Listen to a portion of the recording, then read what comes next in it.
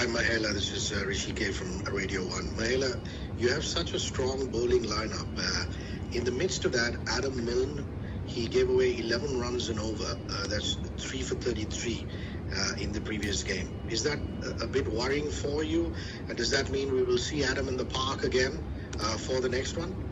I don't think it's a worry. I mean, if you see some of the other games, the bowlers are going at a much higher rate. But I think Adams played his first game for us, his debut, bit of nerves as well. He bowled well in patches. Yes, there was execution, but he was up against two of probably the most destructive openers in the IPL, which is Johnny and David. So I think we take all that into account when we make decisions going forward, whether it's tactical or not. So yeah, I'm pretty pleased the way Milne bowled. But yeah, I mean, that happens. You have bad days at the office, but we take that as a bowling group effort rather than individuals. Yeah, hi, can you hear me? Yes.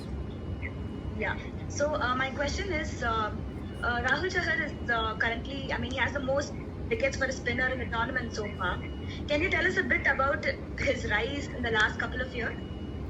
Yeah, I mean, Rahul's been quite consistent for us the last 3 years. We knew that he had talent. He's also was quite raw when we started playing him. I believe it was the 2019 season where he had a breakthrough season. Even in UAE in the last season, he bowled well, but he had his ups and downs. He wasn't consistent in execution. But every year, I think we see improvement in Rahul. Mind you, he's still a young player. We feel that he's been around for a long time, but he's also learning. I mean, every day he gets challenged by different opposition, some top class players. So it's a constant learning for Rahul. But very happy the way he's come out. He's one of our leaders in that bowling group, especially in that spin department with Krunal. Those two work well together. As a coach, as a management team, we are very happy with his progress, and on the intelligent part of it, on him learning the game, learning how to go about, he's vastly improved. It's not just the skills. I think for a bowler, the most important thing is that thought process out there in the middle, and having a game plan and executing, and that game plan can keep changing depending on the opposition batsman and what he's trying to do. So I think that's something that evolved a lot in the last few years, and that we are very happy about that. Yeah, my question is, Rohit, after the last game said that you needed to bat better in the middle overs. Do you agree with that, or is your middle order not performing is a worry of concern? Well, I think probably the last game was a bit of an off one for us, but the previous two games, I think our tempo was very good. I think the KKR game, the overs 7 to 10 was one of our best. So I think overall we're very happy. But knowing Rohit, he will keep pushing the guys every time that we haven't hit those marks. He will bring that up and wants us to improve. I think that's a team culture that we have. I think the last game we had to consider that we were up against two quality spinners in Rashid and Mujib, especially in those middle overs, and at the same time we lost a couple of wickets to Rohit and Surya. So I think considering all that, I thought we handled the situation better to set it up for those last few overs and get that pass score. I think we always try and get to that pass score, whatever we think on that day, on that wicket would be a good score. Obviously, if you're chasing, it's the other way around. We try and keep the opposition under that pass score. That would be the challenge for the bowlers. So I mean, there are areas where we could improve, but pretty happy how things went. Mahela, has adapting to the wickets been a problem for the batsman, considering Chennai hasn't produced batting beauties till now in IPL? Well, I think it's unfair for me to say that you need a batting wickets for IPL matches everywhere. I think why the tournament is interesting is that every venue is different. I think it's been evenly contested with the bat and ball. Yes, the wickets are slightly on the slower side, but we're still seeing scores of 150, 160. I mean, the other day we saw 200. So, on a given day, depending on the opposition, how you approach, you can have that different variables. So, they're not unplayable wickets. They're good competitive wickets. I think adjusting to those challenges is always the key for any batsman or for any team. I think we've been consistent with that approach. It is challenging, but our boys have adapted pretty well. Sometimes, yes, you will make mistakes, and that's part of the game. But we knew that coming to Chennai, how the wicket's going to play, how we need to play as a unit, and every game is a challenge because we are playing a different opposition. We are not just playing CSK in Chennai, so it would have been different. But when you're playing different opposition, they will also apply different tactics, and the way they play is quite different. So therefore, we also have to adjust to that. Yes, Mahela, there's a couple of runouts that Hardik Pandya pulled off the other day. Do you think this is another asset of his that adds to his value? The way he fields, the catches that he holds in the outfield. Do you think these kind of things that he brings makes him a more even more valuable player than he is? Yeah, I think obviously skills are something that we always look for a player, and as long as he's developing and evolving, those skill aspect is always going to add value, not just him as an individual, but for us as a team. We've always used Hardik on the boundary line because of his speed, and he had a good throwing arm and his catching ability. Last few games, obviously, because he has a little niggle in his shoulder, we kept him in the 30 yards. So he's proved the value of that as well by picking up few runouts, because he's agile, he's a good mover around short distances. So we saw that in that 2 runouts.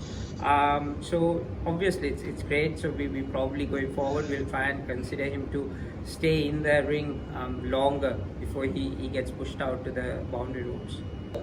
Hi Mahela. Hi. So the question is, since last season Hardik Pandya was usually being sent out to bat around the 13th over mark if a wicket fell. In the previous game we saw Kaidan Pollard was sent in. So is there a change in plan due to the conditions in Chennai, or was this just a one-off decision for the game?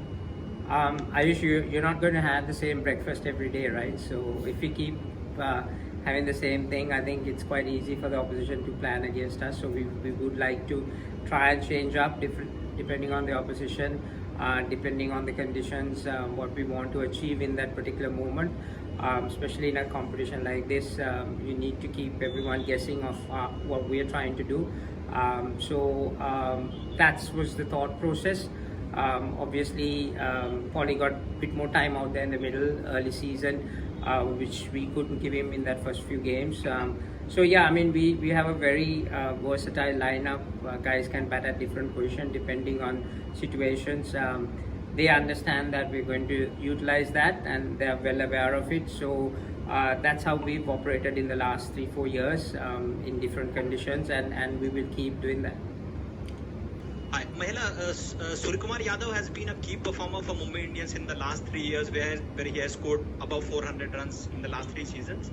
So how do you see his growth in the Mumbai Indians camp, and also how did the management keep him motivated at a time when he was waiting for his international debut? Well, I think we didn't have to do much. Obviously, Sky was quite motivated. He had an ambition to play for India, and he worked towards that, not just on the field but off the field as well, getting his fitness and everything sorted. But the last 3 years we've challenged Surya in different positions, obviously up the order, because before that he was used as mostly as a finisher. We saw potential in him batting up the order, the way he actually can manage his game. The main challenge for him is to have that game plan and execute that out there in the middle. I think what he has done over the last 3 years is to evolve on that thought process against different opposition on different surfaces, because he definitely has the skill set to do that, and that's something that we've seen him grow over the last 3 years, and being a very valuable asset for this lineup of what he brings to the table. And when you have other batters around him doing different things, it actually blends really well for us. Surya batting at 3, or when he was opening, he pretty much had that same kind of impact as well for us. So yeah, very happy, very proud that he made the Indian debut. Well deserved for all the hard work that he's put in, because it's not an easier setup to get in because of the amount of talent that the Indian cricket has at the moment. But he definitely showed that he's in top form, and he's someone to be reckoned with. Mahela, chasing is definitely not something which is conducive in Chennai. In the last 5 games in Chennai, all the teams that have chased have ended up being beaten. Now, if you win the toss, that's a foregone conclusion. We're not going to discuss it. But what are your discussions in Chennai when you lose the toss and you're going to have to chase? What is the perspective that you give the team? Well, I'm pretty confident that if we have to chase anything, this is the batting lineup who can do that as well. We believe in that ability. It's not just in Chennai, but in any conditions. It's same for us in Wankhede. You get due. It's easier to chase totals down, but we've defended totals in Wankhede with the due. So that we've tried and believe in our ability as a group, that nothing's impossible, because we can't control the toss, we can't control the conditions. What we can control is our mindset and how we approach those situations. So I know it'll be a challenge, but I'm pretty confident that if we have to chase something down, this is the batting lineup which can achieve that. We have seen in the last few games Chennai pulling off some sensational wins, in low scoring affairs. Can you tell us what goes through the planning process, what bowler different? How are these low scoring affairs come out in MI's favor? I can't go into too much detail on the planning, unfortunately, but I think the bowling unit is something that we're very focused on. Like I've always said, bowlers win championships, and we've worked so hard over the years to create that culture in the setup, because you need to have an attacking options in all conditions, the quality, the skills, to be able to execute certain game plans against certain oppositions on certain conditions. So that's something that we've thrived on, because we know that our batting lineup is quite capable of doing special things. But when you add a bowling unit that who can complement that, always going to be tough for any opponent to be able to be comfortable around that. So that's something that we've always tried to create, because it's a tough competition, because if you take all the teams, everyone's skillful, very talented, so there are very few errors that you can make out there in the middle. Now you have to be a bit different from the others on certain conditions to be able to control situations. So that's something that we focused on. The same with the bowling unit as well. So they always try and create opportunities. They're very positive, very attacking. They understand when we need to hold back, when we need to control certain situations, and when we need to attack and take the initiative. Having guys like Jasprit, guys like Krunal, who are seasoned campaigners, and then you add Trent Boult, who's amazing skills, and then a young Rahul Chahar who comes in and have that fearless attitude. So these are things that sometimes we cannot plan, but these are skills that individuals has, and we try to let them express those skill set out there in the middle. Boult and Jasprit Bumrah, Trent Boult and Jasprit Bumrah, the way they bowl, especially in the death, Do you think that gives your team an extra advantage compared to the others? Because here you have two bowlers who are targeting the stumps all the time. They bowl in the block hole mostly, and it's very difficult to get them away. Do you think this is a huge advantage that MI has over the other teams? We've got two reliable bowlers, especially in the second half of the innings. Yeah, I think they are experienced bowlers. Their quality. It's all about having that confidence at the back end. We can always try and execute to the best of ability. On a given day, it might not work, but as long as they have that ability, at the same time, we're not attacking the stumps all the time. We will be attacking other places as well. So it's not just them doing it with certain opposition. It will be different plans. So I think you need to have that skill set, that mindset to adapt and do different things against certain opposition.